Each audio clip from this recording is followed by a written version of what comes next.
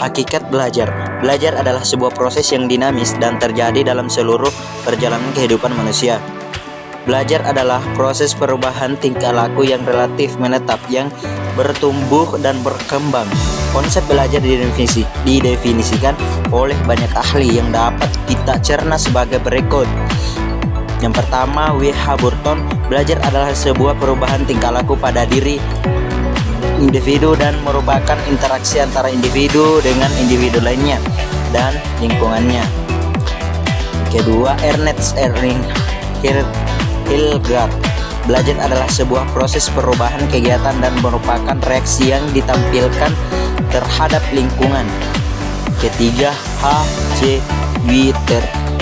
Witherington. Belajar adalah suatu perubahan di dalam kepribadian yang menyatakan diri sebagai suatu pola baru dan reaksi berupa percakapan, sikap, kebiasaan, kepribadian, atau suatu pengertian.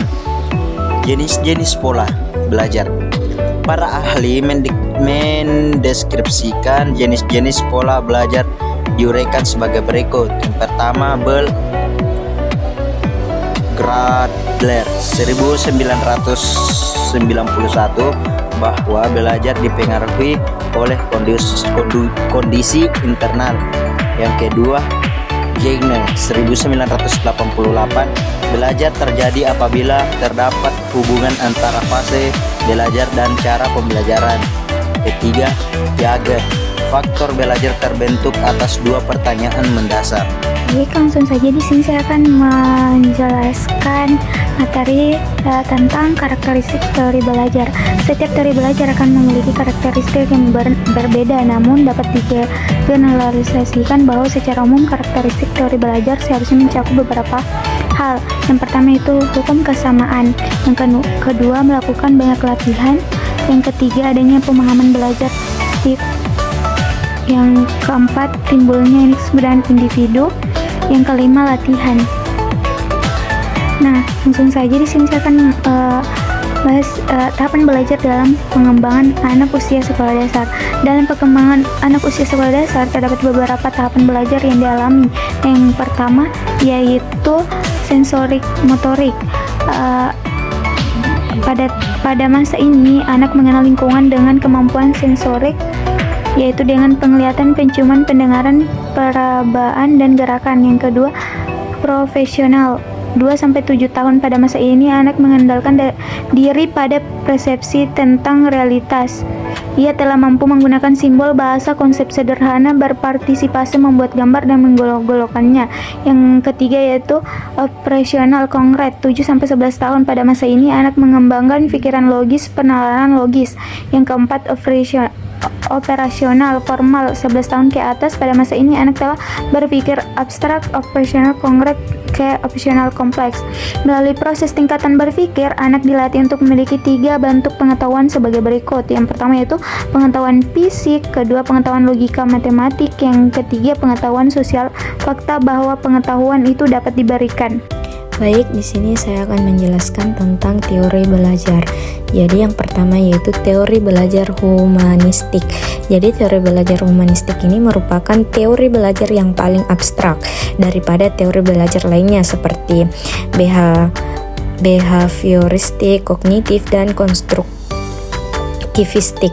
Yang kedua yaitu teori belajar behavioristik, yaitu perilaku manusia dipelajari dalam teori belajar behavioristik sebagai sebuah kontrol instrumental yang berasal dari lingkungan.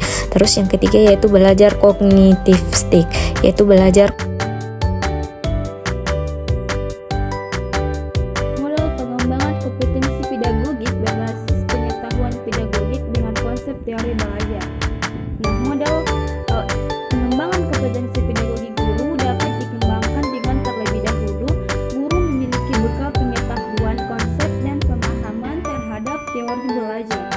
Nah, model pengembangan kompetensi pedagogik berbasis pengetahuan pedagogik dengan konsep teori belajar dapat diuraikan sebagai pertama kesiapan belajar, kedua peluang berbicara, ketiga kemampuan berbicara dan berperilaku, dan yang terakhir belajar berpikir. Nah, pengondisian kesiapan belajar akan berhasil apabila peserta didik memiliki kesiapan untuk melakukan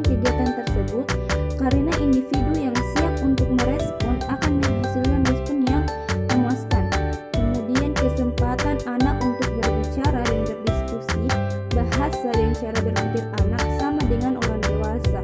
Oleh karena itu, guru mengajar dengan menggunakan bahasa yang sesuai dengan cara berpikir anak. Nah, berikutnya kesempatan anak untuk mengonstruksi pengetahuan. Satu prinsip belajar yang mendasar adalah guru tidak hanya memberikan pengetahuan kepada siswa, namun siswa juga harus berperan aktif membangun sendiri pengetahuan di dalam memorinya. Nah, kemudian kesempatan anak untuk bersikap dan berperilaku serta melakukan perubahan.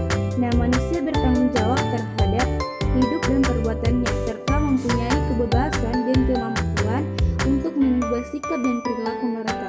Dan yang terakhir, kesempatan anak untuk belajar berpikir. Self-talk dan empatik anak usia sekolah dasar akan memimpin diri mereka sendiri melalui self-talk atau melalui ini anak-anak membuat tingkah laku berdasarkan pengalaman mereka. Hal ini berarti bahwa sebenarnya secara tidak langsung dapat mendidik diri anak-anak untuk belajar berpikir. Berikutnya,